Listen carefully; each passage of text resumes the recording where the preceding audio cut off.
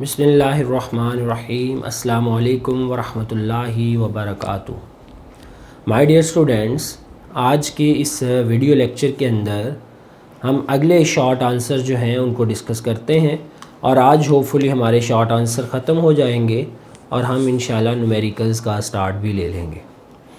Question number 2.18 है, name the 3 different conditions that could make the a1 cross a2 is equal to null vector. ऐसी 3 different conditions बताएं जिसमें a1 cross a2 का resultant नल vector आ जाए। Question number 2.18,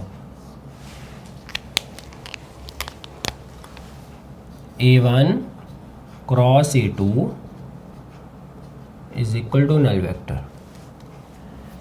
there are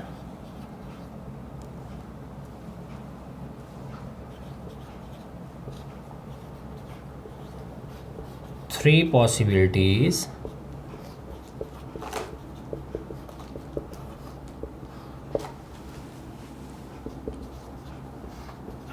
to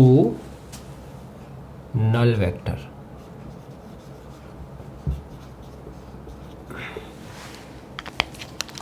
We know that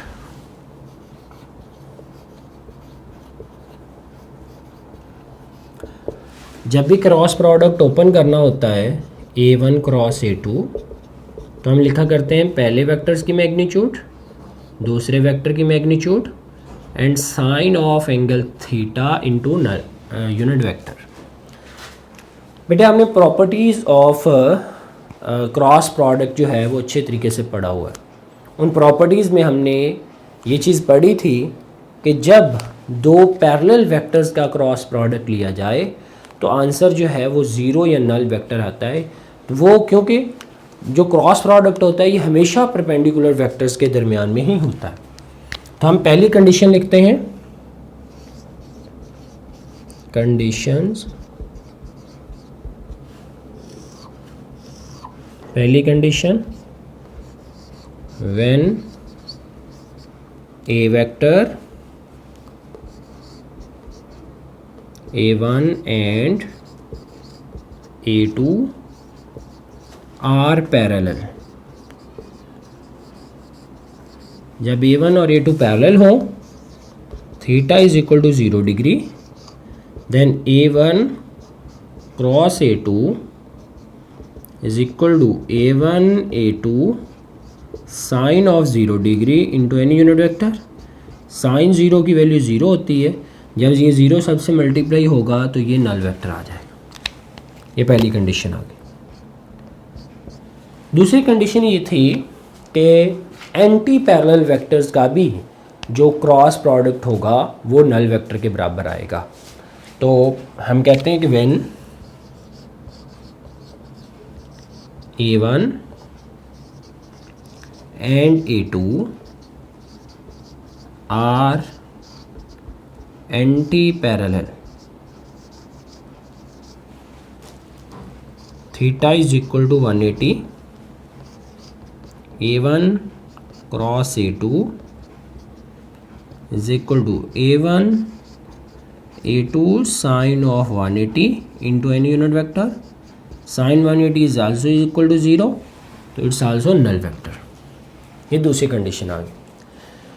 तीसरी possibility आप अच्छे तरीके से जानते हैं कि अगर दो प्रोडक्ट होने वाले क्वांटिटीज़ में से एक क्वांटिटी ही नल वेक्टर हो जाए तो उनका रिजल्टेंट नल वेक्टर ही आएगा। मसलन a1 क्रॉस a2 है, तो अगर a2 नल वेक्टर के बराबर आ जाए तो फिर भी प्रोडक्ट नल वेक्टर, और अगर a1 नल वेक्टर के बराबर आ जाए तब भी प्रोडक्ट नल वेक्टर। तो हम तीसरी कंडीशन ये लिखते हैं, either a1 or a2 is null vector, then resultant will be null vector। a1 या a2 में से कोई एक भी नल वेक्टर हो जाए तो जो रिजल्टेंट आएगा वो नल वेक्टर के बराबर ही आएगा। क्वेश्चन नंबर 2.19 है, identify the true and false statement and explain the reason. इनमें जो ट्रू फॉल्स बताने, पहला है statement a body is in equilibrium implies that it is not moving और रोटेटिंग। अगर बॉडी इक्विलिब्रियम में है तो ना तो वो मूव करेगी ना ही रोटेट करेगी। अब हम इसमें ये नहीं कह सकते कि एक बॉडी इक्विलिब्रियम में है तो ना मूव करेगी ना रोटेट करेगी। मे बी कि वो डायनामिक इक्विलिब्रियम में हो तो फिर वो मूव कर रही होगी बट विद यूनिफॉर्म वेलोसिटी। तो हम इस स्टेटमेंट को कहेंगे कि ये स्टेटमेंट ट्रू नहीं है। बॉडी अगर इक्विलिब्रियम में है it can rotate and can move with uniform velocity. ठीक है। दूसरी स्टेटमेंट है if coplanar forces, coplanar forces बोलते हैं एक ही प्लेन के ऊपर लगने वाली फोर्सेस, और एक ही प्लेन के ऊपर लगने वाली फोर्सेस को आप हेड टू टेल रूल से ऐड कर सकते हैं। If coplanar forces act on a body from a close polygon, close polygon का मतलब है कि हेड टू टेल रूल से लास्ट वेक्टर के हेड को पहले की टेल के साथ जोड़ देना। जब इस तरह से होगा तो बच्चों रिजल्टेंट क्या आएगा, रिजल्टेंट नल वेक्टर आएगा, यानी ज़ीरो फोर्स लगेगी। The body is said to be equilibrium, तो हम कहेंगे yes this statement is true because the sum of all the forces in close polygon will be equal to zero and summation of all forces equal to zero is first condition of equilibrium and body is said to be in state of equilibrium. तो ये हमारी statement बिल्कुल true होगी। Question number 2.20 है, a picture is suspended from a wall. अब एक तस्वीर जो है वो वॉल के साथ सस्पेंड की गई है बाय द टू स्ट्रिंग्स, दो रस्सियों के साथ, as shown in diagram the configuration of the string for which the tension in the string will be minimum. कि किस तरह से उस तस्वीर को लटकाया जाए कि उसमें मौजूद टेंशन जो है वो मिनिमम हो। ये क्वेश्चन है हमारा 2.20। इस तस्वीर को हमने इस तरीके से लटकाया है।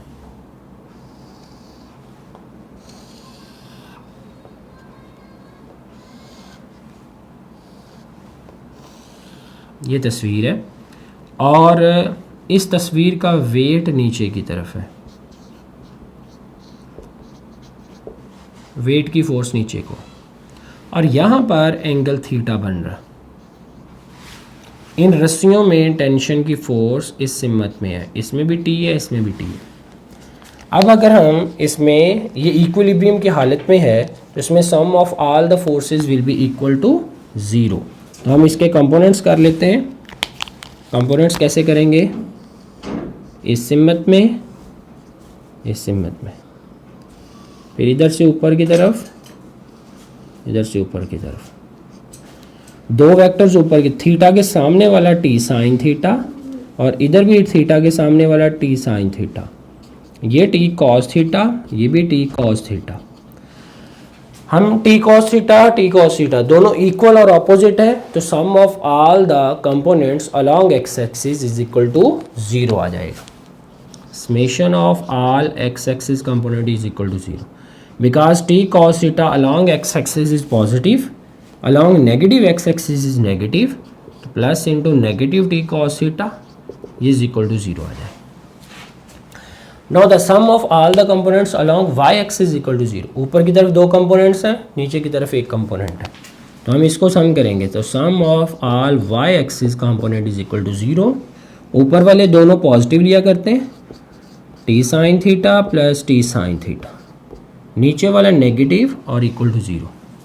अब हमने देखना ये है कि मिनिमम टेंशन की फोर्स कब होगी। इन दोनों को जमा करेंगे, 2t sine theta is equal to weight force.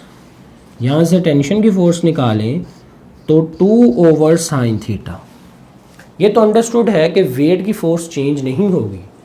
अगर आप साइन थीटा की वैल्यू को मैक्सिमम करते हैं तो टेंशन की फोर्स मिनिमम हो जाएगी because they are inversely proportional to each other. और साइन थीटा की वैल्यू मैक्सिमम किस एंगल पर होती है, 90 एंगल पर होगी।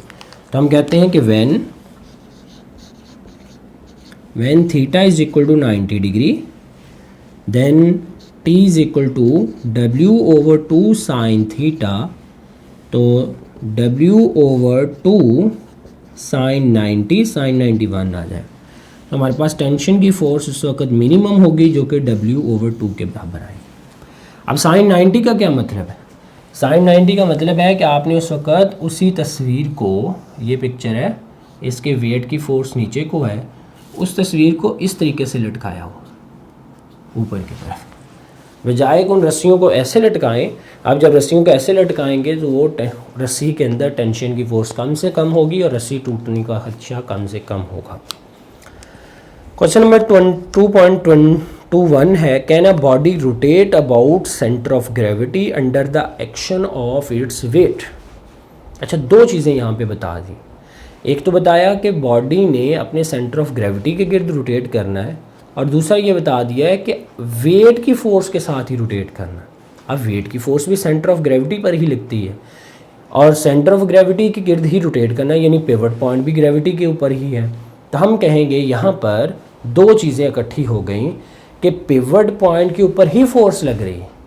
जब पिवट पॉइंट के ऊपर फोर्स लगेगी तो उस वक़्त मोमेंट ऑफ इनर्शिया जो है वो कितना आ जाएगा, मोमेंट आर्म जो है वो कितना आ जाएगा, वो ज़ीरो आ जाएगा। तो टॉर्क की वैल्यू ज़ीरो होगी। तो हम कहेंगे body can not rotate about centre of gravity under the action of weight force. 2.21 इसका आंसर लिखते हैं, no body can not rotate about center of gravity because when force acts on center of gravity,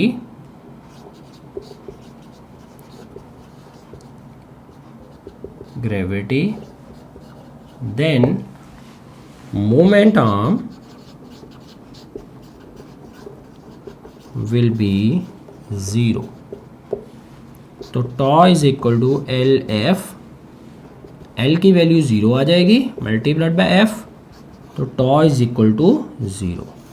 तो उस वक्त torque जो है वो zero आ रहा होगा and body can not rotate about its centre of gravity. अब बेटे हम स्टार्ट करते हैं न्यूमेरिकल्स को। न्यूमेरिकल नंबर 2.1 है, suppose in rectangular coordinate system, एक रेक्टेंगुलर कोऑर्डिनेट सिस्टम है, a vector A has its tail at the point P -2 -3। मेरे पास एक रेक्टेंगुलर कोऑर्डिनेट सिस्टम है, numerical number 2.1, rectangular coordinate system, -2 -3 third quadrant में यहाँ पे एक पॉइंट होगा। तो यहाँ से एक पोजीशन वेक्टर बना लेते हैं, that is here point P पर -2, -3। इस पोजीशन वेक्टर को R1 का नाम देते हैं। तो R1 पोजीशन वेक्टर को मैं लिख सकता हूँ -2i -3j। फिर दूसरा, यहाँ पर एक वेक्टर की टेल है और उस वेक्टर का हेड किसी दूसरे पॉइंट Q पर है 3,9। 3,9 फर्स्ट क्वाड्रेंट में कहीं पर लाई करेगा, वो फर्स्ट क्वाड्रेंट में यहाँ पे लाई करता 3,9। उस वेक्टर को मैं R2 वेक्टर का नाम देता हूँ। तो R2 vector is equal to आ जाएगा 3i + 9j। तो वेक्टर ए यहाँ से यहाँ तक है इस तरीके से कि उसकी टेल P पॉइंट पर है, हेड Q पॉइंट पर है। This is vector A. और जो पोजीशन वेक्टर होते हैं ये हमेशा ओरिजिन से उस पॉइंट की तरफ होंगे, O से P की तरफ और O से Q की तरफ। O is the origin. अब बेटे हम इसमें देखें तो हमें ये कहा गया है कि find the length of vector ए, यानी ए की मैग्नीट्यूड फाइंड करें। पहले तो आप ए वेक्टर फाइंड करेंगे तो ए की मैग्नीट्यूड निकलेगी। ए वेक्टर फाइंड करने के लिए हम इस चीज़ टेक्निक को देखते हैं हेड टू टेल रूल से। ज़रा देखें तो किस तरह से है, R1 वेक्टर के हेड के साथ A वेक्टर की टेल है, तो इसका मतलब R1 के हेड से A वेक्टर की टेल है, तो R1 प्लस A हो गया। और R2 वेक्टर पहले की टेल के साथ है, दूसरे के हेड के साथ है, तो R2 रिजल्टेंट हो गया। तो मैं इसमें लिख सकता हूँ कि R2 is equal to R1 plus A vector. अगर हम इसमें से A वेक्टर निकालें तो यह आ जाएगा R2 माइनस R1। आपने हेड टू टेल रूल इसी तरह से चेक करना होता है। रिजल्टेंट वेक्टर वो वाला वेक्टर होता है जो टेल टेल से जुड़ी हो और हेड हेड से जुड़ा हो, उसके अलावा दो वेक्टर जो हैं वो ऐड हो रहे होते हैं। तो ये हमारे पास रिजल्टेंट आ गया। हमें A वेक्टर चाहिए, तो A वेक्टर आ जाएगा, ये R1 वेक्टर इधर आके माइनस का हो जाएगा, तो R2 माइनस R1 आ जाएगा। अब R2 ये है, R1 ये, इसमें से ये माइनस करेंगे तो इसके ये सारी टर्म जो हैं वो नेगेटिव की हो जाएंगी। तो ये आएगा 3i plus 9j minus 3i minus 2i minus 3j, and ये माइनस माइनस प्लस हो जाएगा, माइनस माइनस प्लस हो जाएगा। तो मेरे पास जो A वेक्टर बनेगा यह आ जाएगा 3i plus 9j plus 2i plus 3j। अब इनको जमा करें तो i में i जमा करेंगे 5i, j में j जमा करेंगे तो 12j, ये A वेक्टर के बराबर आ जाए। अब अगर A की मैग्नीट्यूड देखें तो पहली का स्क्वायर प्लस दूसरी का स्क्वायर और स्क्वायर रूट, तो A वेक्टर आ जाएगा 5 का स्क्वायर प्लस 12 का स्क्वायर और इसका स्क्वायर रूट, 25 प्लस 144 इसका स्क्वायर रूट, 169 का स्क्वायर रूट, तो ये 13 आंसर आ जाएगा। तो A वेक्टर की मैग्नीट्यूड 13 यूनिट आ जाएगी। ये हमारे पास पहला न्यूमेरिकल सॉल्व हो जाता है। दूसरे न्यूमेरिकल की स्टेटमेंट थोड़ी लॉन्ग है लेकिन न्यूमेरिकल आसान है। A certain corner of the room is selected as a origin, कि एक रूम के कॉर्नर को आप ओरिजिन सेलेक्ट कर लें in a rectangular coordinate system if an insect is sitting on an adjacent wall, और एक कीड़ा जो है वो एक दीवार के ऊपर बैठा हुआ है, हैविंग द कोऑर्डिनेट्स 2,i, तो 2,i उसके कोऑर्डिनेट्स हैं, तो उसका पोजीशन वेक्टर बनेगा 2i प्लस 1j। मैं इसको कहूँगा 2.2, R पोजीशन वेक्टर बनेगा 2i प्लस j। फिर है कि the distance unit is metre, what is the distance of insect from the corner of the room, तो उस कॉर्नर ऑफ द रूम से उसका डिस्टेंस क्या होगा, यानी R पोजीशन वेक्टर की मैग्नीट्यूड क्या होगी। तो इसकी मैग्नीट्यूड निकालने का फॉर्मूला वही है, पहले का स्क्वायर, इसकी मैग्नीट्यूड 2 का स्क्वायर प्लस 1 का स्क्वायर और इसका स्क्वायर रूट 4 प्लस 1 का square root, R is equal to 5 का स्क्वायर रूट, यहाँ जगह 2.1 मीटर। ये हमारे पास इसका डिस्टेंस इन मीटर आ जाए। क्वेश्चन नंबर 2.3 है, what is unit vector of in the direction of vector A. Vector A के सिमत में यूनिट वेक्टर निकालें। वेक्टर ए दिया हुआ है 4i plus 3j। Question number 2.3, vector A is given, A vector is 4i plus 3j। Unit vector हमने A unit vector जो है वो फाइंड करना। A unit vector will be equal to A vector over its magnitude. हमें A vector तो given है, उसकी magnitude निकाल लें तो हम यूनिट वेक्टर तक पहुंच जाएंगे। तो मैग्नीट्यूड निकालने का फार्मूला क्या होता है, A is equal to 4 square plus 3 square और इसका square root, 16 plus 9 square root, 25 का square root, then A is equal to 5 आ जाए। ये वैल्यू इधर हम पुट करेंगे तो मेरे पास A unit vector that is equal to 4i plus 3j divided by 5 आ जाए। This is the unit vector A, जो हम इसको सॉल्व करके निकाल लेंगे।